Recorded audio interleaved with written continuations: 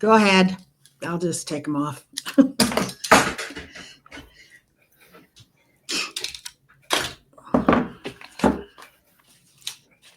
I can't see. Hello and welcome to another episode of Sum It Up. We are so excited to be doing a special series, this Hispanic Heritage and Legacy Month here at the Latino Leadership Institute.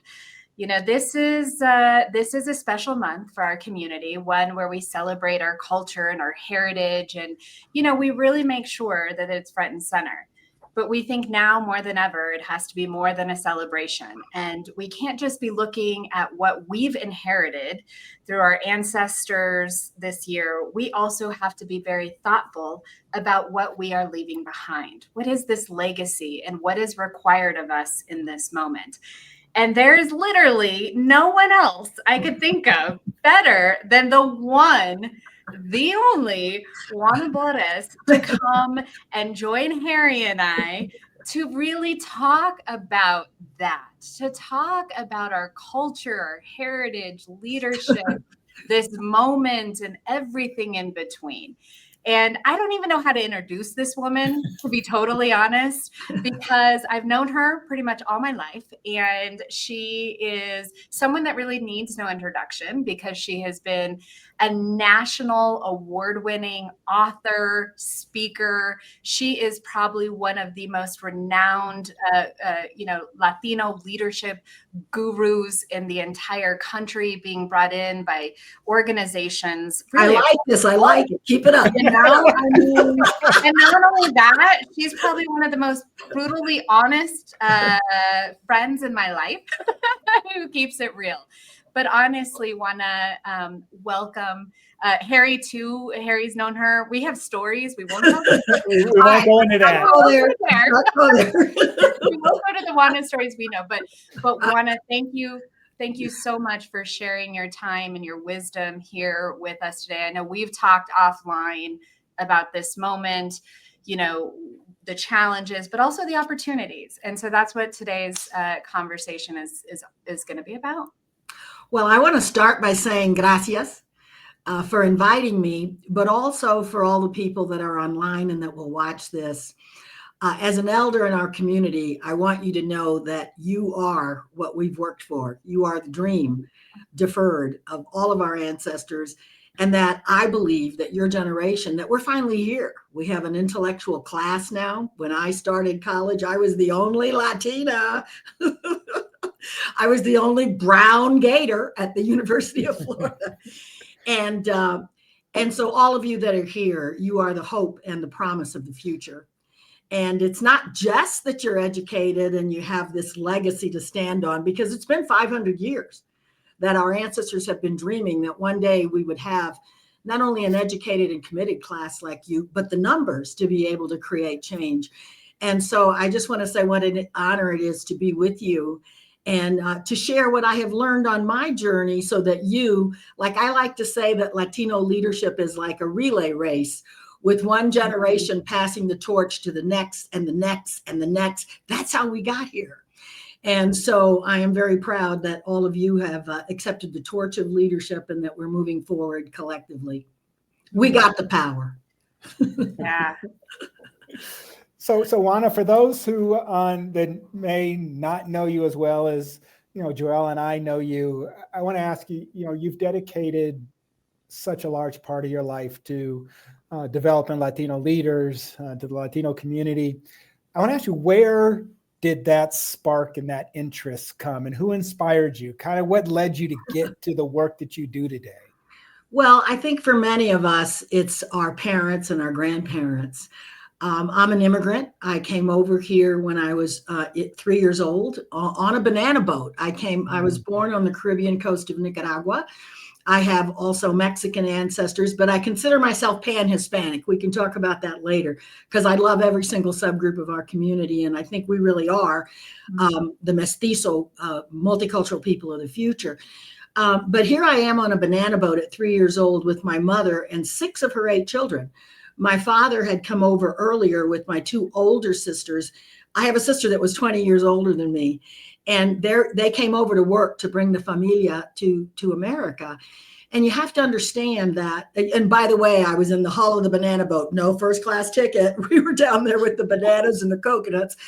And, and you have to realize the strength of our ancestors, because if we can do that, if we can really tap into their power, their resiliency, their determination, their vision for the future, that which is us, by the way. And so here's my mother in particular with a 5th grade education. And I realize now that having 8 children was so difficult.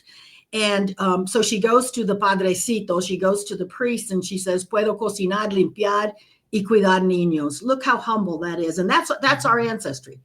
The humble people that worked in the fields, that worked in the factories, that took care of children, that, get the food to our table.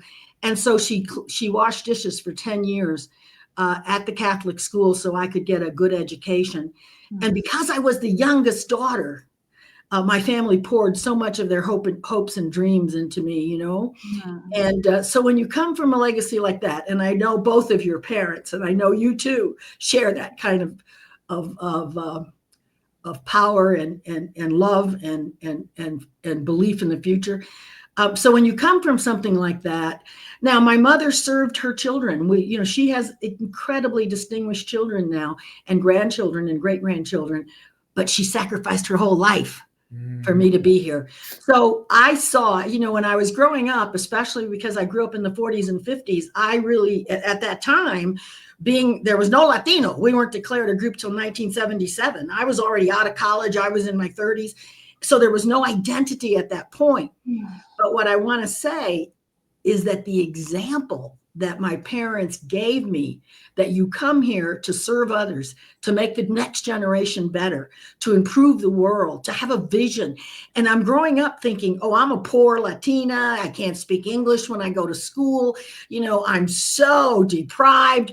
Now I say, I come from greatness. We come from this incredible tradition, this strong root of people who never gave up. I mean, we have to realize that 9 out of 10 indigenous people died, and that we have that indigenous blood, that 10% of that indigenous blood that says we shall survive, we shall overcome, we will thrive, and we will bring everybody with us. I love it. Well, she just took us to church. And it's actually really hard for me not to get emotional on hearing you talk, because, I think that's what makes us so great is we carry all of that with us. We honor our ancestors. We understand what sacrifice, not necessarily because we have had to go through what they did, but because we told the stories. They told us the stories. They made sure we never forgot, what it took, where we came from, and the fact that they had big dreams that they never saw necessarily realized, but they dreamt them for us. We are the dreams of our ancestors. That's who we are. Yeah. And to me, it's so important because I look at the Latino community as having come into power or into who we are in order to bring our gifts and contributions into the mainstream. And one of the things we're going to give is a return to our ancestors. You see, when Anglo people came over from Europe, they were told, forget your name, cut your ancestors, and they never went back. And now Dia de los Muertos is one of the greatest holidays. And I predict it's going to be one of the biggest holidays across the hemisphere. Why? Because you cannot forget your ancestors. No. You cannot cut your roots. And if you do, you're like a tumbleweed.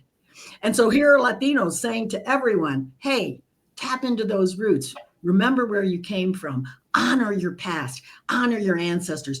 And, we are, if you really look at this, we are the pinnacle of 2 genetic lines. Our mother, our father, and here we are. And so it's our responsibility to bring all that they gave us forward, because in that is our strength and our power. Wow. Well, let's talk about strength and togetherness. And I just want to say how important that is. And I just want to pull it into today's realities, because there are many organizations like the Latino Leadership Institute that have actually felt pressure to even change their name or remove Latino from it. And to everything you just said, that would not be our ancestors' dream. That's their nightmare. And what you just said, I believe wholeheartedly that in this moment, we're actually going to go back to and amplify and really bring out all of those pieces of what make us so special and are part of our story. Because when someone pressures me to take Latino out of anything, I go bolder. I want to make sure that people know this is something to carry with pride. And we can do that together. So you have been doing work around Latino leadership for decades and decades. I mean, you truly are one of the most renowned experts on this. What do you know? What are your insights about our strength as a community, that collectivism that you've talked about in multiple of your books? Why do you think that is such a strength? And how do we go about harnessing that even more today?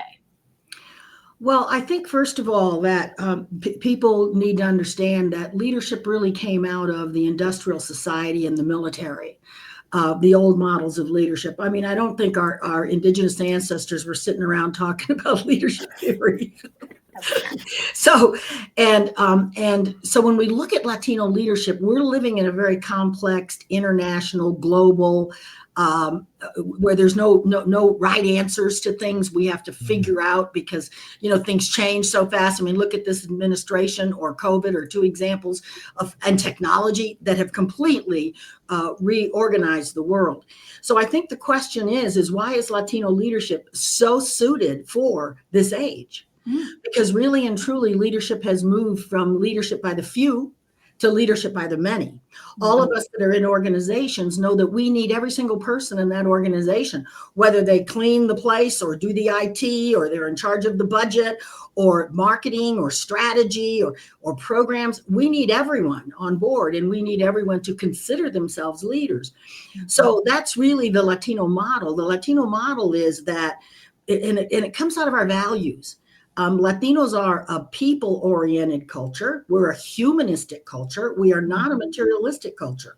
Like I consider mi casa, su casa as the Latino golden rule. Yeah. That what we have, we share, that we see ourselves as a collective, that we see ourselves as familia or community. We're called the Hispanic community. And so we are known for collaborating together. We know we only made it here. Si se puede means yes, we can, to the collective. And so in today's age, especially with the kind of changes, the generational changes that we're going through, and we are, the majority of Latinos are young. The generational changes we're going through, the fact that we're becoming a global world, the fact that we're becoming a multicultural world, and Latinos are multicultural by definition, by race, by culture. So we are uniquely suited, uniquely poised to lead this century. And so our leadership grows out of our culture and our history. And so our history in particular is the fact that, we have been colonized people, we've been marginalized. There's been racism, discrimination against Latinos, which is raising its ugly head again today. And yet through all of that, we have kept our faith, we have helped each other, we have contributed, we have served, and we have collectively tried to make the world better. And so I think Latino leaders are really suited, and we should take pride in that. We shouldn't let go of who we are. We should understand it. We should learn about it, and we should let people know we're here, to make sure that everybody on this planet, because one of our qualities, one of the things that we believe in is igualdad, which means we have to be equal, we have to share, we have to be fair. Juana, that, when you talked about kind of we and the unity, and I know you and I have talked about it, and it's probably one of our superpowers is Latinos represent this broad diaspora, different countries, political systems, experiences.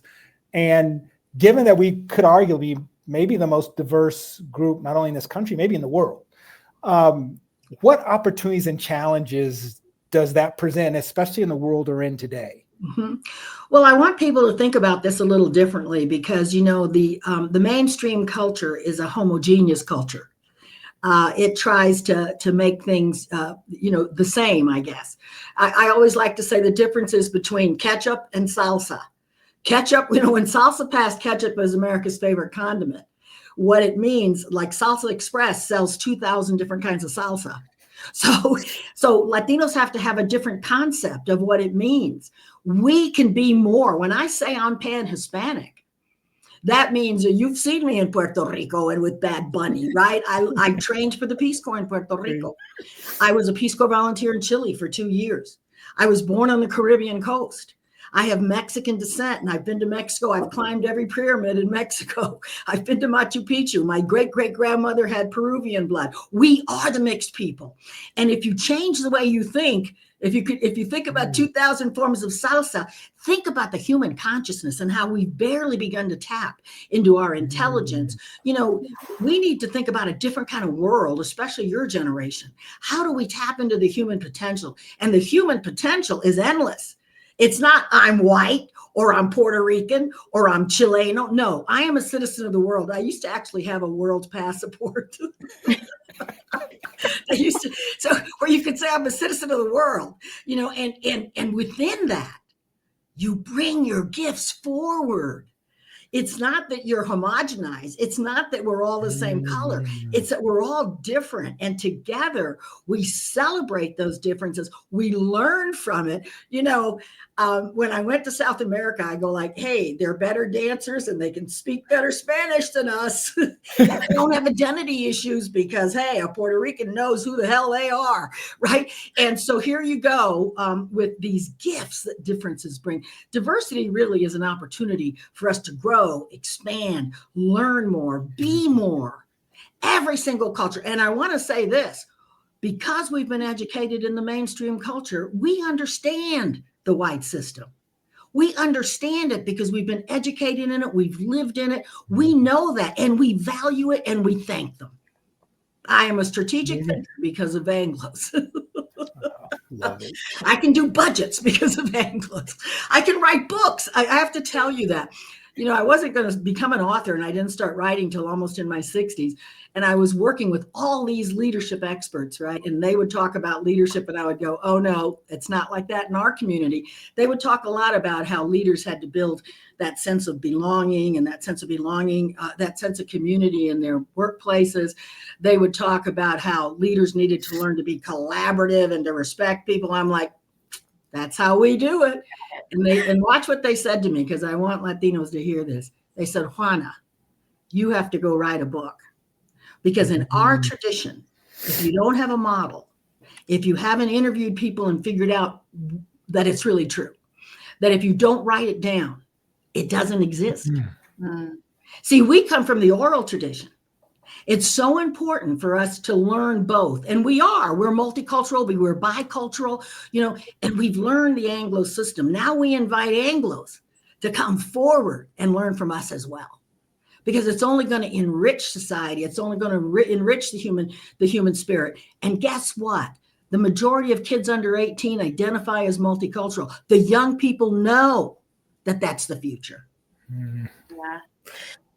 I want to talk for a moment about with you, because I say it all the time, and I know Harry shares it. I mean, we know the value of networks, and to the point that you made, Latinos, this is the we culture, and si se puede, and it is a collective front that we do, and most of us know that we would not be where we are today if not for the networks that we have. And Juana, that. I mean, my grandparents, the friends that they had around the living room table talking about social justice and political activism and building wealth and power in the communities, I had that front and center, and I was able to navigate my career because of those networks, because I was literally born into it. But you have trained so many Latinos across the country around how to excel in their lives and in careers. What do you tell them about their networks and social capital? Why is that an important component? How do you teach them to leverage that more? Well, first I want to tell a little joke here. I don't know if you all remember, but in the old days, McDonald's would have a sign up and it would say, 3 million served, 500. I said, when I die, I want a little thing on my thing and with a little button. And every time one of my students come up, Boom. 1 Another million. one served. I love it. I love it. So it's not only that we're a collective culture and that we work through our networks. What I want to say is that, this thing I was talking about, the respeto and being honest that we have in our culture, as a we culture, we have to treat people a certain way. There's even a thing about being simpático, being easy to get along with, and collaborating, and being able to work with people, and you can't have it your way. It has to be a collective process, and so that's very important. But what I want to say is that we includes the I. I want you to be the most powerful you can be. I want you to use your talents and to educate yourself and to really be in the position that taps your talent. But the I cannot exclude the we. The I has to be in service to the we, because it's the collective that was the cuna, the cradle that nourished us and that made us who we are. And I want people to stop the dichotomy thinking. It's both. It's more than. It's si se puede. And so when you do that, you get this other principle, leadership by the many, which is a leadership principle of Latinos. We have inclusive leadership, where we respect every person and try to make them leaders as best they can be. And then we have a critical mass of leadership that can change the needle. And so that critical mass, and you look across this country, I have traveled across this country, spoken at 200 universities. We are everywhere doing the kind of work you and Harry are doing across this country and across this hemisphere. That's the new model of Latino leadership. It's a collective we type of leadership where together we move forward. And that depends on our networks. That depends on everyone here getting involved in the community. I knew at a very young age, in 1977 is when I first stepped forward to form Mi Casa Women's Center, because there were no organizations for Latinas at that time. And I knew at that time that through organizations, through collective power, through working together, to doing what you're doing with the Institute and collecting and educating mass numbers of people, that's how we were going to be able to create a different kind of society, because that's actually the long term of Latino leadership, is to create the multicultural, diverse society. And so it's only through networking. And the thing is that networking is kind of an Anglo word, because really and truly we become comadres, compadres, tios and tias. My handle on TikTok is Tia Juana, because I want people to see me as part of the family. I want, we are a familia, a comunidad. And so it's not really network. It's putting that, it's being weavers, weaving together that sense of where are we going. And yes, we're going to have differences. And yes, Latinos, we're characters, right? And we you are. we like color, we like music, we appreciate the unique qualities. I always say that Latinos believe in destino. Each one of us is different. Spiritually, I like to say we are a one-of-a-kind design. We are a unique design of the. There'll never be anybody like you ever. You're unique. And so we value that, but we also value the collective. What I have to ask, when you said, that we're everywhere, and it's so true. And I want to ask it in something we're dealing with today, especially here in the United States. And I even wrote down something Lin-Manuel Miranda said: we are part of the fabric at every level of this country's founding and existence. Yes. And given that, we're also battling this movement of erasure. And Lin-Manuel talked about how important it is for us to tell our stories, to retell them, and then tell them again. Yes. How do we ensure that Latino contributions are recognized and celebrated, and that we don't get erased, that our stories don't get lost, and it stays in the mainstream, because it's so powerful, and it's something that we really, really need? Yeah. Well, I think as an elder, I can contribute a little bit of perspective. When I talked about being the only Latina at the University of Florida in the 1960s, people have to understand what it was like before integration. I went to a university where when I was a junior, I marched to integrate the university. There were no blacks there. And 2 African Americans came my senior year. Today, the University of Florida is a Hispanic serving organization. Mm. We have to stand, and that's why you have to develop perspective, and that's why you have to know your history. All of my books begin with history because we stand on history and culture. And so we have to know how bad it was in the days when there were signs, no Mexicans, no dogs. We have to know how bad it was when Latinos had to sit in the back of the church and in the back of a movie theater. We have to understand when we didn't have an intellectual class, when none of us had degrees. I was the first one in my family. So many of us are the first that went and got educated. And so you have to have a little perspective when you're looking at today. We've been here before. And it's really sad. We've had large mass deportations before. Mm. And so I think it's incumbent on all of us to not only remember that, but to say, hasta aquí no más. Who knows what's going to happen with this? I believe it's the last gasp. And I think a really important thing we need to talk about is the difference between capitalism and democracy. Mm. That's a very different thing. Democracy is about equality and about voting and about people electing their own leaders. And so we have to say this is not democracy. This is a capitalist system that has no checks and balances. Yes. And so, but I think for us today,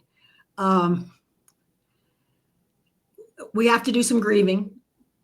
We have to say, if you read my books, I thought we were on a roll, man. I thought this was going to happen in my lifetime, because of all the changes, because of diversity, because of the talent that communities of color bring.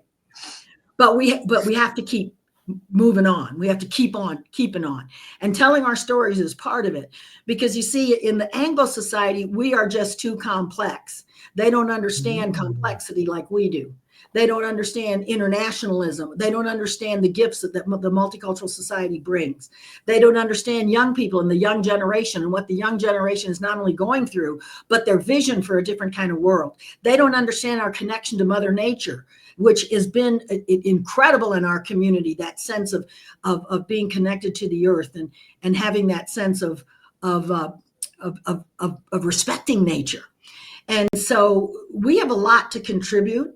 I think our stories not only need to be told in platforms, they need to be told to our children. And our children need to understand that we need to hold on today, that we need to buckle up, and that we need to, I don't know how we're going to brave this storm, but we will brave this storm.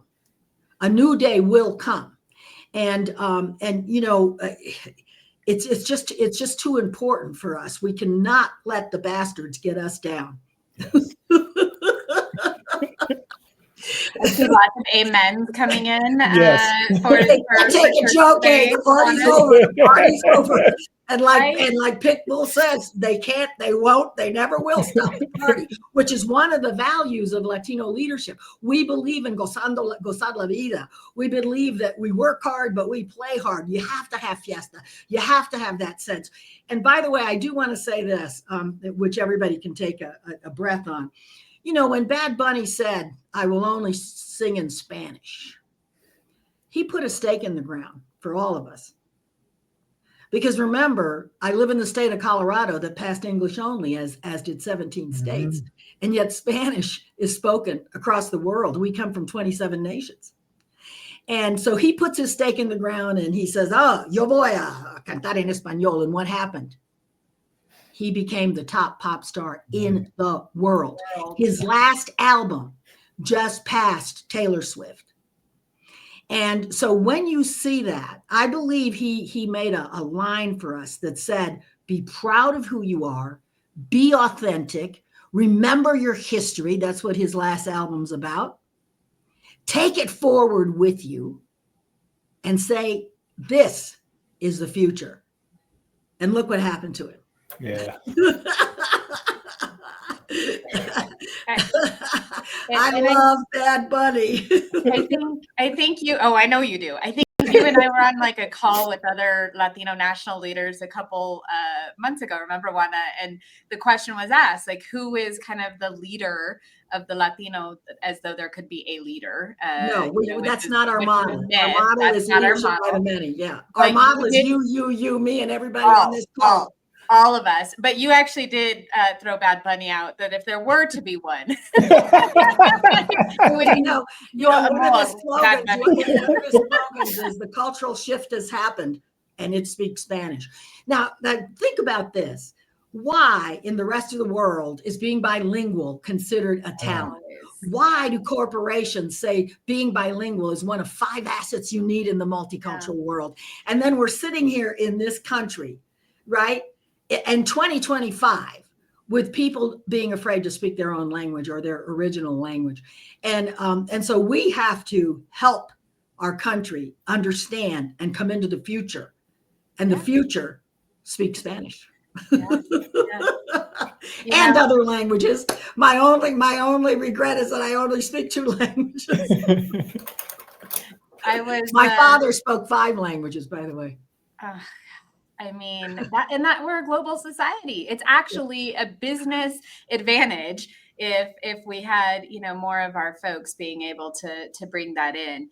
I want to talk a little bit about the future generation just for a second, because I know that you and I have talked a lot, and there are some hard days, and I'm just really grateful that I can call folks like you up and be lifted up and be reminded that we've been here before, and be reminded of our talents and all of our contributions, because there are a lot of days you just feel beat up in this work, and you have been someone to constantly, continually lift me up, and by way of me, it's the we, because then I share that with all that we touch. But the thing you tell me all the time is, I have so much hope and faith in this generation.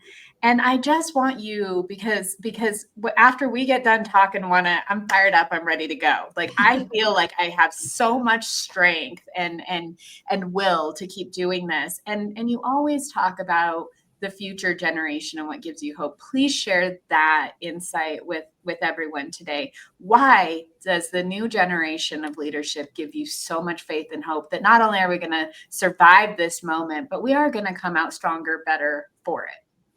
Well, I think that will only happen if we do what I said, the relay race, reach to the next generation. This generation is facing some incredibly hard challenges, everything from the workforce to college debt to not being able to afford a home.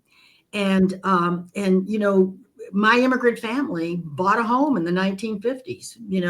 It was a humble place, 1 bathroom, 8 people. That's how we become collective. Word to share. But so we have to give them hope. And as an elder, I mean, that's why I'm on TikTok. That's why I'm on social media. I don't even really like it, but I'm trying to connect with them where they are. Yeah. And I think that the idea of giving them perspective is really, really important. The idea that we're going to stand with them, we're going to be there, that yes, right now, sometimes progress is 2 steps backward, 1 step forward, 2 steps backwards, 1 step forward. The main thing is you can't give up. You cannot give up. Si se puede, and hasta la victoria siempre was one of the calls of the United Farm Workers. We will keep working for victory always. And so, that's hard for young people. That is hard for young people because they're trying to start their lives and the society is not acknowledging them or tapping into their talents. And so no matter what happens, I have, like when I started Mi Casa Women's Center with a group of women, we were the only women's center that had a youth program that went to the schools and got young women that weren't going to finish school, that offered non-traditional training to young people. And I had a great training program. I actually developed a model on young people and how you tap into your youth in order to become powerful. And so all of us have to make that commitment. When I ran the Circle of Latina Leadership, the circle was, we had madrinas, the older leaders. We had the mentors who were in their mid-career. Then we had the women in the program, and they had to make a commitment to mentor to youth, that circle of leadership. And so I think everyone on this call needs to have young people that they're mentoring, really needs to reach their hand out.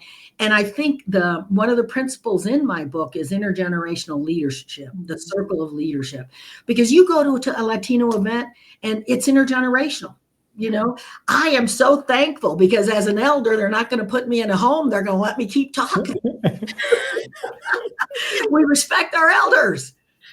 And yet we know the future is our children, right? It's our children. I'm very proud that all three of my daughters have advanced degrees. One's a special ed teacher. One's a lawyer that works in medical systems, helping people get medical care. And one's an artist at the University of Austin, doing very political artwork. So they're not only educated and have advanced degrees, but they're contributing to society. There is no greater gift.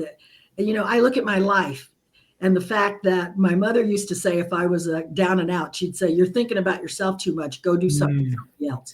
She trained me to give back. And what I want to say to people, there is no greater gift for yourself. To become a servant leader, to help other people.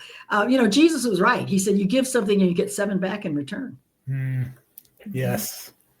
You only know you're powerful when you give. Yeah. When you have enough to give, you have empowered yourself. Yeah. And so that whole idea. So I would encourage all the organizations and people to mentor and organizations to have youth programs, to make sure we have intercultural dialogue. In our meetings, to reach out and say, first of all, we're going through a huge generational shift. 10,000 baby boomers retire every day. So I say, adios, baby boomers. And here comes the new generation. How are we going to help them, especially in this climate? Yeah. Thank you so much for that reminder. Juan, I know we talked just how important it is. I mean, that's kind of our role, right? To carry it forward, to think about those that came before us and all the hard work they put in, and also to pass that baton. And you give me so much hope, and you remind me that hope is in the young people, because they are just so, for everything that they're going through at the same time, they're incredibly dynamic, innovative, can take information, inputs and outputs at a speed that we never grew up in. And I think that can actually open up a tremendous opportunity. But that whole role of us carrying it forward, and this has been, this is like the best meal you have in your house, and you just feel so good. Arroz, frijoles. Now I'm hungry. This is every part of soul food. So thank you so much. I don't know a better way to end this on that note of that hope, that inspiration, but also our individual roles to carry it forward for the overall good of the community. Okay, I'm going to end it with gracias. A great tradition in our culture. My mother, no matter what happened, it was gracias a Dios. Thank you to the universe. Thank you to our ancestors. Thank you to our history. Thank you that we are part of this dynamic, beautiful culture, and that we can build a beautiful new world. And so gracias, all of you, for the work you do. And gracias to the two of you for your beautiful, beautiful work that you do, creating and mentoring and developing leaders. Muchas gracias. Back to you. My heart is full. My mind is racing. That gratitude runs so deep. And I do want to end today by not only honoring you and all of your contributions, Juana, but really lifting up your most recent initiative around De Colores. And so we didn't talk about this. So I just want to give you a minute, because I think where we actually need to end today is this notion of rallying and unity, and why you think De Colores might get us there. So you want to just talk about that briefly before we I would love to talk about that. The website will be up, and probably the project will be launched next year during the 150th anniversary of Colorado and 250 years of the country. And we were here before that. Let me just make that very clear. Anyway, for decades, I've been asking people at the end of my talks to stand up and sing De Colores, the Latino national anthem. Now, I want to give credit to the Puerto Ricans and the Dominicans and the Cubans, the people that have their own national anthem. But remember, you can always have more. In the Latino community, more is better. And so you have to realize that De Colores has been here since the conquest. It came over from Spain. It's over a 500-year tradition in our culture. So it's rooted in the history of Latinos. But more than that, De Colores means of many colors. And that's who we are. We are the people of many colors. We have all the races. You know, a quarter of us are Afro-Latinos in the United States. In South America, it's more than that, with Brazil and Colombia and the Caribbean and Puerto Rico and Cuba. And so we are De Colores. That's who we are. And that is, I believe, it is the next evolutionary step for humanity. To integrate all the beautiful races, to integrate all the experiences. Think about that new humanity that brings forward, that evolves into the De Colores people of the New World. And the other thing is, it says, y por eso los grandes amores de muchos colores me gustan a mí. We didn't talk too much about Latino values, but Latinos have a bienvenido spirit, a welcoming spirit, a mi casa su casa spirit, because we are the diverse people of the New World. And so we include everybody. Everybody is in my family, including Germans. And my sister married a Dutch guy. Better her than me, but still, you know, and everybody's there.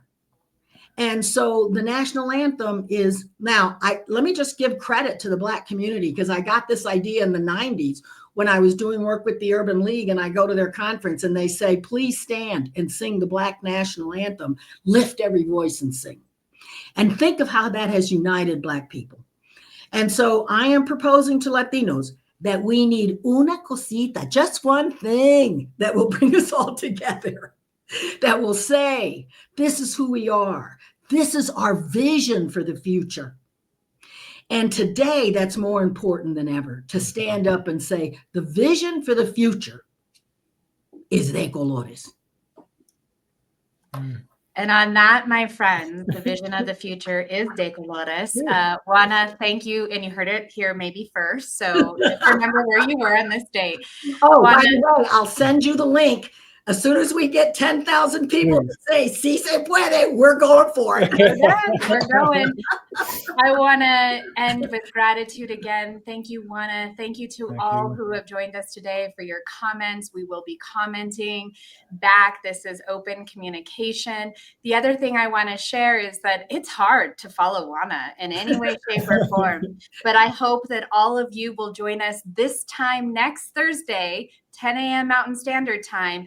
Because to Juana's point, if she is the elder, the wise one, then next week, what we are going to do is we are going to sit down with the grandchildren of the movement leaders. We are going to sit down with Corky Gonzalez's grandson and Cesar Chavez's granddaughter, and we're going to talk about what they learned from their ancestors, but what they're doing to be the leaders of today's generation. And this is in our series of Hispanic heritage. It's not just what we've inherited that we celebrate. This is what we have to build that we will leave behind as our legacy month. So thank you all for joining us. We hope to see you again next Thursday. And Juana, keep going. We need to keep going. Gracias, Juana. Gracias. Take care, everyone. Bye-bye. Bye-bye.